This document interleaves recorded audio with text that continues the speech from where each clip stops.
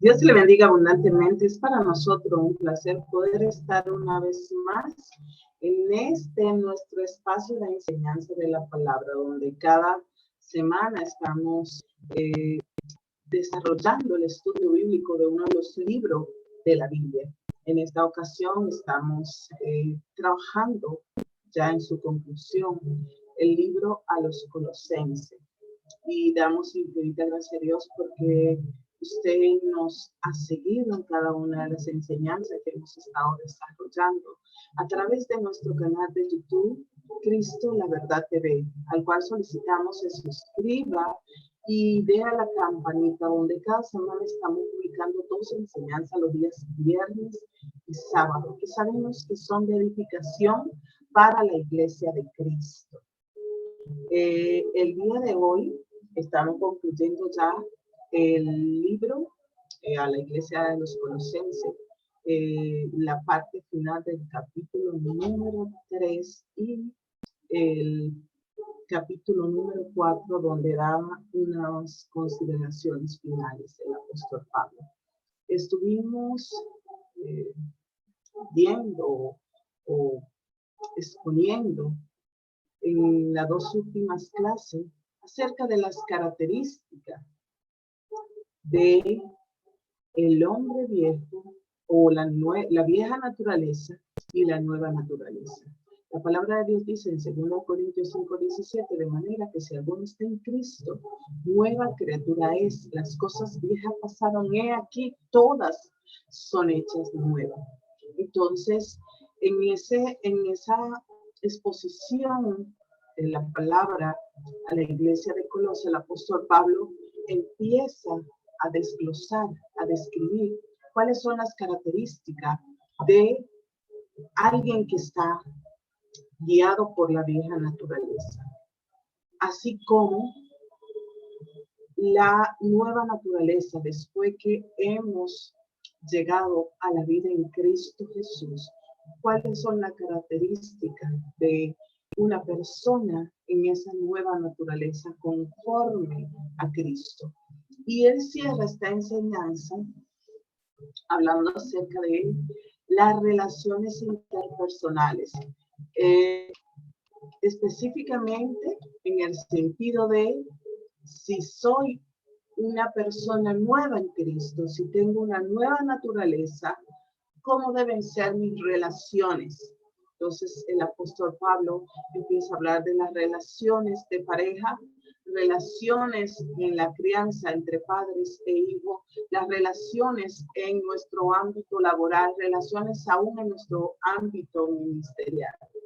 En Romanos 12:18 nos dice, si es posible, en cuanto dependa de vosotros, estad en paz con todos los hombres. Es el mandato de la palabra de Dios para cada uno de nosotros, en cuanto dependa de nosotros. ¿Por qué el apóstol Pablo dedica un espacio en este capítulo a las relaciones interpersonales? Porque nosotros cuando tenemos buenas relaciones con las demás personas, es cuando comenzamos a evidenciar si en verdad Jesucristo está obrando en todas las áreas de nuestro ser. O por el contrario, si nosotros seguimos actuando de acuerdo a la carne o a la vieja naturaleza.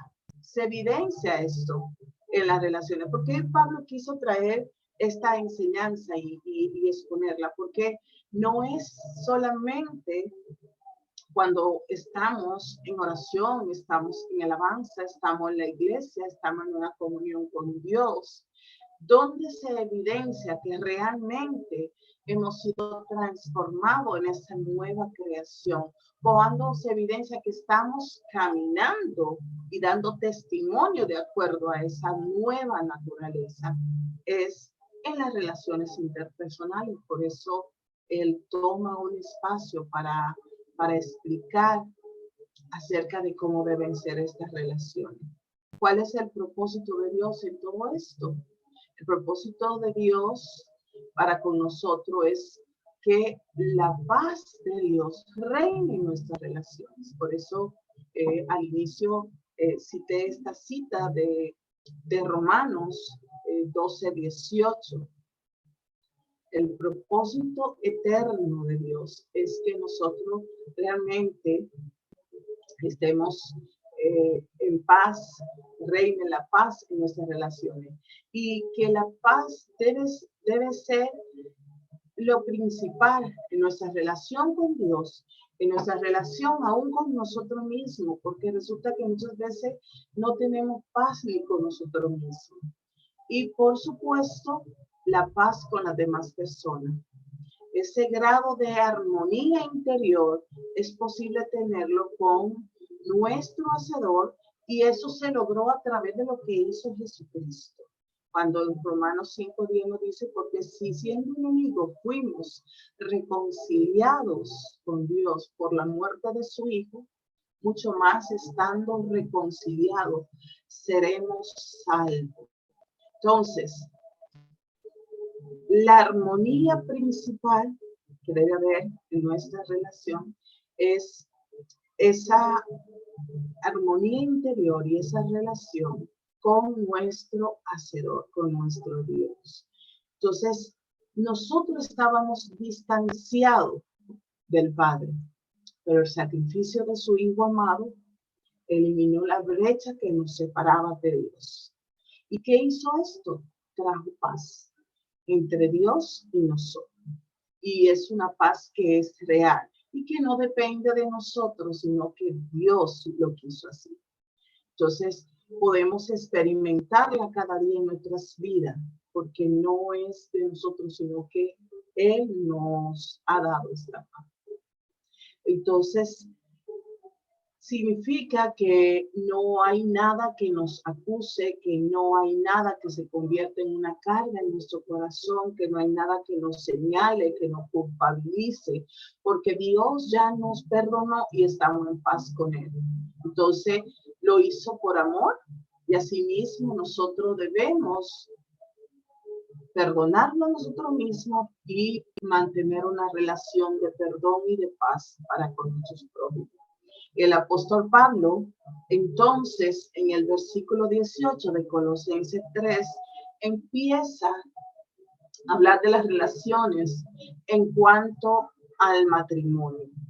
Las relaciones de la nueva creación en el matrimonio. Casadas, está sujeta a vuestros maridos, como conviene en el Señor. Maridos, amad a vuestras mujeres y no seáis áspero con ellas.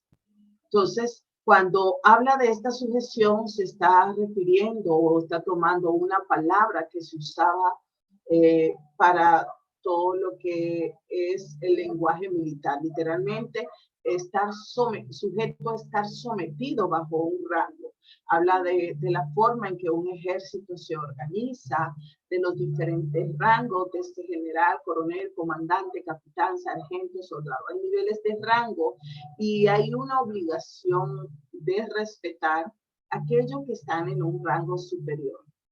Entonces, cuando Pablo dice, casada, está sujeta a vuestros maridos, esto define el campo de sumisión de la esposa hacia su marido. La Biblia nunca ordena ni recomienda una sujeción general a las mujeres hacia los hombres. Está hablando en el ámbito del matrimonio.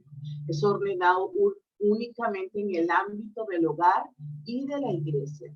Dios no ordena que los hombres tienen una autoridad exclusiva en las áreas de la política, los negocios, la educación y otras áreas por encima de las mujeres, sino que ahí se da una relación de igualdad. Entonces, en este caso se está refiriendo a esa relación específica dentro del hogar, dentro del seno del hogar del matrimonio. Entonces, y cuando habla de esta sujeción, dice como conviene al Señor. Esto no define la extensión de la sujeción, no define el límite de la sujeción, define el motivo por qué la esposa se sujeta a su esposo. Esto significa que las esposa, la casada, están sujetas a sus maridos porque es una parte de su deber hacia el Señor, porque dice cómo conviene en el Señor. Es una parte de un deber para con Dios, es una sujeción para con Dios, porque es una expresión de sujetarnos a Dios. Las esposas se sujetan simplemente porque es conveniente en el Señor hacerlo. Honrar la palabra de Dios y su orden de autoridad es parte del deber cristiano y de ser discípulo de Dios. Entonces, un mandato es una orden.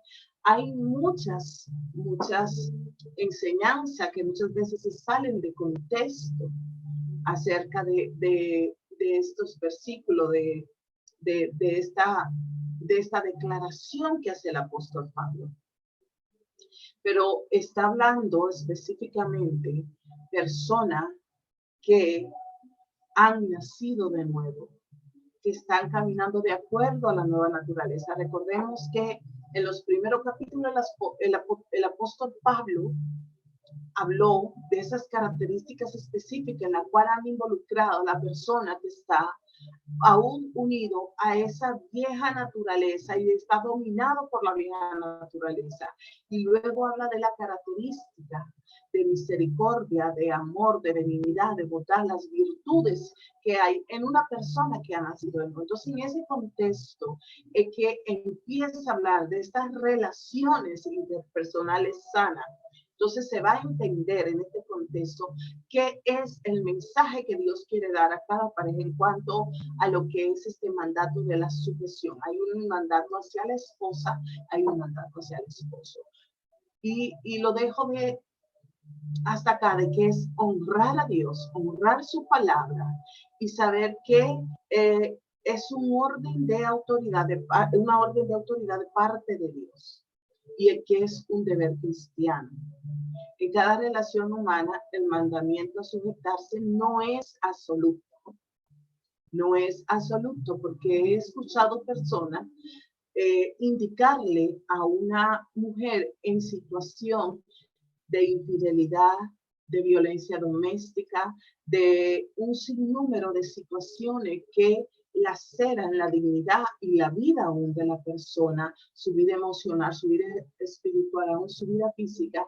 Y en muchos líderes cristianos le recalcan este versículo acerca de la sujeción. Pero esta sujeción que está hablando el apóstol Pablo no es absoluta. Hay excepciones en este mandamiento para la esposa para poder sujetarse a su marido. Cuando el esposo le pide a su esposa pecar, aquí no está en la obligación de sujetarse. Cuando el esposo está médicamente incapacitado o está bajo la influencia de su mente alterada por sustancia, la esposa no está llamada a estar sujeta. Cuando el esposo es violento, amenazador, cuando lacera su dignidad de persona, violenta su integridad física, espiritual y emocional, no es que se debe dar este mandato de sujeción. No se aplica. Mejor dicho, no se aplica. Cuando el esposo rompe la unión del matrimonio con adulterio, la esposa no necesita sujetarse al esposo porque está en una relación de adulterio con otra persona. Entonces, y hay un sinnúmero de cosas que pueden darse dentro del seno del hogar en el matrimonio, que pueden ser las excepciones que se pueden tomar en cuenta por las cuales una mujer no tiene que estar sujeta a esta condición. Recordemos que en el Señor, Él quiere que tengamos una vida abundante, una vida en plenitud. Y estar en una situación de violencia, de maltrato, de infidelidad, de adulterio, de pecado, no es algo que agrade al Señor y que una cristiana tenga que tomar este versículo, sacarlo de contexto y mantener su visión a una persona que no tiene un corazón renovado ni está viviendo bajo la nueva naturaleza. ¿Qué indica o qué es el mandato del marido? Entonces vemos que aquí plantea el modelo de marido al cual una mujer se le está llamando a sujetarse. Marido, ama a vuestra mujer. La palabra que Pablo dice hacia los maridos y es como salvaguardando la palabra que dijo anteriormente a las esposas. Aunque las esposas deben someterse a su marido, nunca excusa a los maridos a actuar como tiranos sobre sus esposas. En lugar de eso, un marido debe amar a su esposa. Y en esta traducción, en este señalamiento que hace el apóstol Pablo, la palabra que se usa aquí para amor es ágape, ese amor genuino, sublime, el amor de Dios, que no tiene nada que ver con el amor erótico. Entonces, está hablando de amarlo, y en Efesios vemos que el apóstol Pablo habla y hace la comparación, así como Cristo ama a su iglesia y se entregó a sí mismo por ella. Continúa diciendo, no seáis áspero con ella. Aquí está implicado de que quizá la esposa ha dado o que ha habido alguna razón que quiera justificar, que quiera ser áspero.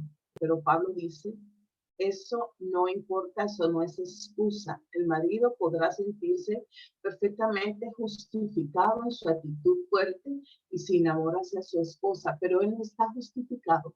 No importa la manera en que la esposa ha sido hacia el esposo. ¿Cuál es el mandato del esposo? Amar a vuestras mujeres y no seáis áspero con ellas.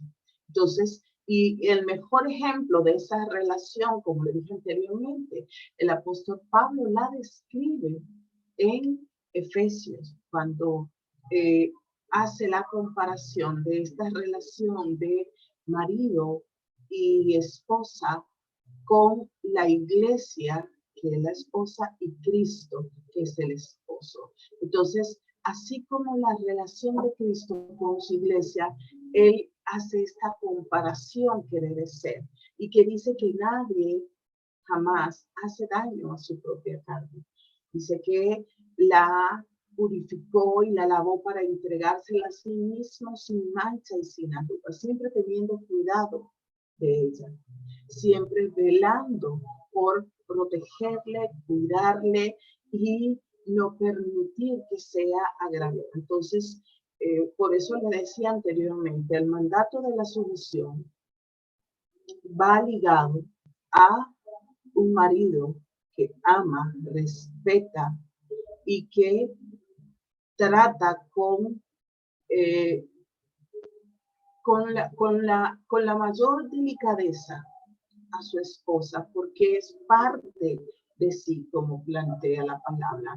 Otra de las relaciones que el apóstol Pablo continúa mencionando en esta sesión es la relación interpersonal entre los padres e hijos. Luego dice, hijos, obedeced a vuestros padres en todo, porque esto agrada al Señor.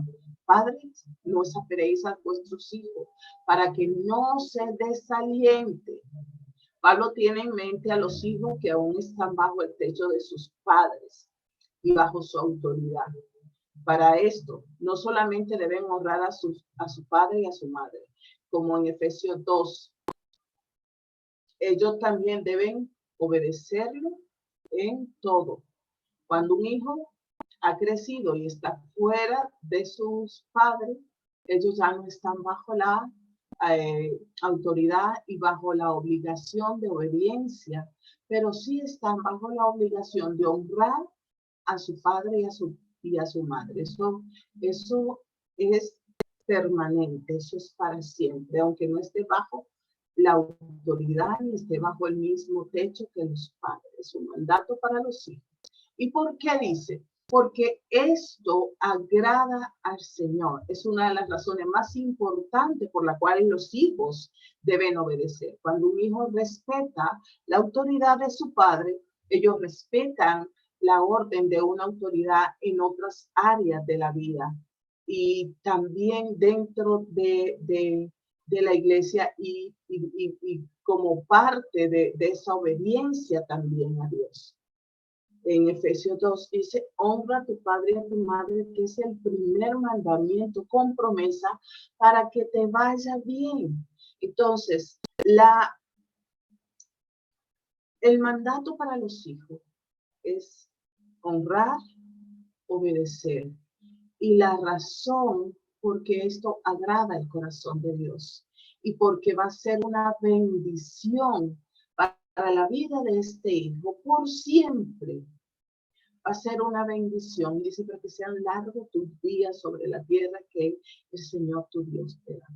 Entonces, un hijo que honra, un hijo que obedece, hay una promesa de bendición y largura de días. Pero también le dice a los padres, padres, no irriten, no exasperen a sus hijos. Los hijos tienen la responsabilidad de obedecer, pero los padres, aquí puesto como uno en padres, tiene la responsabilidad de no irritar, de no exasperar a sus hijos. Los padres pueden exasperar a sus hijos a ser demasiado duros, a ser muy demandantes, a no perdonar o solamente mostrar ira, rencor, rechazo. Esta dureza puede ser expresada a través de palabras, a través de acciones, a través de comunicación aún no verbal. Entonces, en la mayoría de los problemas con los padres, el padre le echa la culpa al hijo porque es desobediente. Y es muy fácil hacer esto. ¿Por qué? Porque el hijo están en una relación de poder donde el hijo tiene menos poder que el padre. Entonces los padres muchas veces se excusan en que su actitud responde a que su hijo es desobediente. Entonces, y socialmente los padres han querido demostrar o hacer ver más fácil que el problema es más evidente porque el hijo tiene un comportamiento que malcriado, rebelde, desobediente. Entonces, los padres tienen un llamado a escuchar, a respetar, a guiar. En el tema de la crianza de los hijos hay 4 pilares importantes. Instruir y primero que todo amar, instruir, corregir, disciplinar. Entonces, si no se hacen estas cosas, entonces los padres muchas veces pierden el control porque piensan que los hijos a recibir el mandato lo van a hacer. Y todo esto es un proceso de enseñanza que se tiene que ir dando en el seno del hogar. Entonces, por eso hay el mandato hacia los hijos, hay el mandato hacia los padres. Entonces, no lo exaspere. ¿Para qué? Dice la palabra. Pablo nos recuerda sabiamente que el mal comportamiento puede bien ser provocado por el padre. Cuando dice, no lo irriten, no sean tan demandantes, no sean tan crueles, no sean tan severos. Cuando este es el caso, esto no justifica el mal comportamiento del hijo, pero podría explicar parte de su causa. Es una ordenanza para los padres el hacer todo para no irritar a los hijos. ¿Y para qué dice el apóstol Pablo? Para que no se desaliente, que no se desaliente. Los hijos que crecen con padres que los exageran, que lo desalientan o lo mantienen en esta situación de irritación, de enojo, de rencor. Ellos no sentirán el amor y el apoyo de los padres como debe ser. Ellos podrían llegar a creer que todo el mundo está en contra de ellos, porque la persona más significativa y más importante de su vida tiene una relación fragmentada con ellos, donde solo se ve el odio, el maltrato, el rechazo y toda situación que no encaja con lo que la palabra de Dios dice acerca de la crianza positiva y acerca de la conducta de una nueva criatura, de una nueva creación. Esto nos recuerda lo importante que es el darle una buena razón a la crianza de los hijos con mucha gracia, con amor. Le decía, importante la instrucción. Si usted no instruye, no puede luego demandar una respuesta de acuerdo a lo que usted está pensando que debe ser o la conducta que debe vivir su hijo. La instrucción es sumamente importante y siempre hacer todo que medie el amor, que es el vínculo perfecto, y dice que cubre multitud de faltas. Podría ser que nosotros debemos estar llenos de gracia, ser gentiles, perdonadores, pacientes, de la forma que Dios es con nosotros. Así cada padre debe tener esta relación con sus hijos. Lleno siempre de gracia, de gentileza, de perdón y de paciencia, como Dios hace con nosotros sus hijos. Está mandando a los padres a tener ese trato para con sus hijos. La relación en el espacio laboral y ministerial. Acá en esta lectura se entiende en el contexto de lo que se vivía en ese entonces, pero ahora estamos en una era moderna que ya estas relaciones que se dan acá en el ámbito laboral o ministerial no son de esta manera, pero igual se aplica para para las relaciones de hoy en día. Siervo, obedece a vuestros amos terrenales, no sirviendo al ojo como lo que quieren agradar a los hombres, sino con corazón sincero, temiendo a Dios. Todo lo que hagáis, hacedlo de corazón como para el Señor y no para los hombres, sabiendo que del Señor recibirán la recompensa de la herencia, porque a Cristo el Señor servís. Mas el que hace injusticia recibirá la injusticia que hiciere, porque no hay acepción de persona. Amos, haced todo lo que es justo y recto con vuestros siervos, sabiendo que también vosotros tenéis un amo en los cielos, que es Dios. El cristiano, al revestirse del nuevo hombre, él debe demostrar una actitud de sujeción propia hacia sus jefes, hacia su empleador, hacia su supervisor, hacia su superior. Este es otro campo de la orden de autoridad que Dios ha establecido para entender lo de las relaciones interpersonales. Los empleados tienen un rol de obediencia y sujeción hacia sus empleadores o supervisores, y esto es ordenado por Dios. Aunque no esté el jefe ahí, aunque no esté el supervisor ahí, como cristiano, usted sabe que tiene un deber, que tiene un rol, que tiene una función de que cumplir, y que no importa si lo están viendo o no lo están viendo, porque dice el apóstol que tenemos a Dios que está viendo lo que estamos haciendo. Y dice, no sirviendo al ojo como lo que quieren agradar a los hombres, sino temiendo a Dios, lo dice el apóstol Pablo. Siempre somos tentados solamente a trabajar tan duro como debemos, pensando que solo debemos de agradar a las personas. Pero Dios quiere que cada trabajador vea que al final cada uno trabaja para Dios. Por tanto, ellos deben hacerlo con un corazón sincero, dice, temiendo a Dios. Dios promete recompensar a aquellos que trabajan con ese tipo de corazón. Usted no está en ese espacio laboral por casualidad. Usted está porque Dios lo puso ahí como una pieza específica para mostrar primero el amor de Dios y también cómo se muestra la vida de un verdadero discípulo de Jesús. Que el jefe no tiene que estar ahí para que usted haga su trabajo. ni tiene que estar llamándole la atención porque usted se queda enredado en otras cosas y no cumple con sus tareas. Dice que haga su trabajo, no sirviéndolos o no estando pendiente si me ven o si me van a llamar a cuenta, sino dice con un corazón sincero, temiendo primero a Dios. Entonces está llamando a trabajar con ese tipo de corazón que Dios te va a recompensar. Dice, el que hace injusticia recibirá injusticia. Cuando un trabajador cristiano tiene un pobre desempeño en su trabajo, él no debe de esperar una blanda exigencia de su jefe, ni ser premiado, ni congraciado. Especialmente si esa jefatura, si ese jefe, si ese supervisor es cristiano.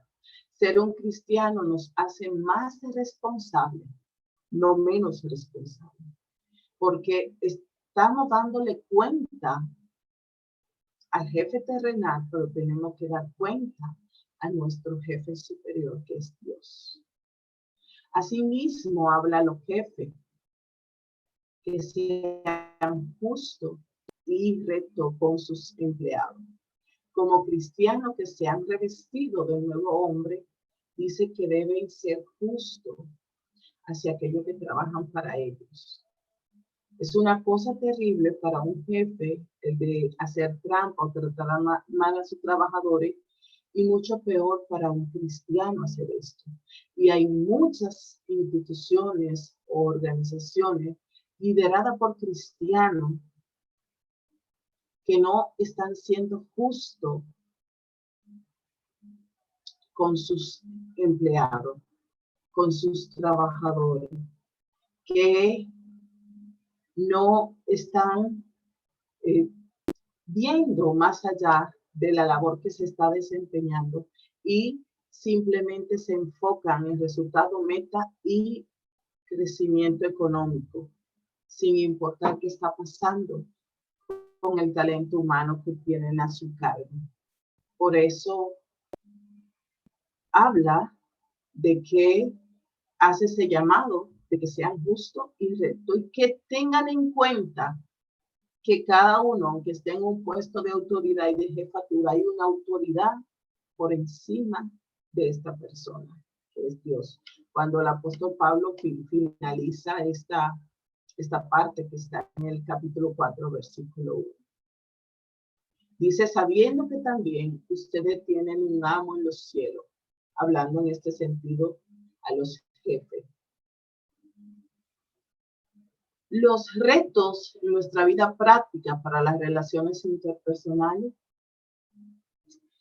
¿Ha meditado en algún buen número de ocasiones en que pudiste mantener una buena relación con tu prójimo, pero fruto de tu orgullo no aceptaste algún error? Se dañan las relaciones. Mira a los demás desde la perspectiva humana, sujeta a rencores y motivos para odiar, o por el contrario, con el amor de Jesucristo. ¿Estamos interponiendo el amor de Jesucristo para relacionarnos con los demás? ¿O lo estamos haciendo desde una perspectiva humana, desde nuestra naturaleza caída? Si usted puede hacer un análisis interior muy cuidadoso sobre sí mismo, ¿puede decir que tiene paz en todos los órdenes? ¿Ha identificado qué cosas te están robando la paz?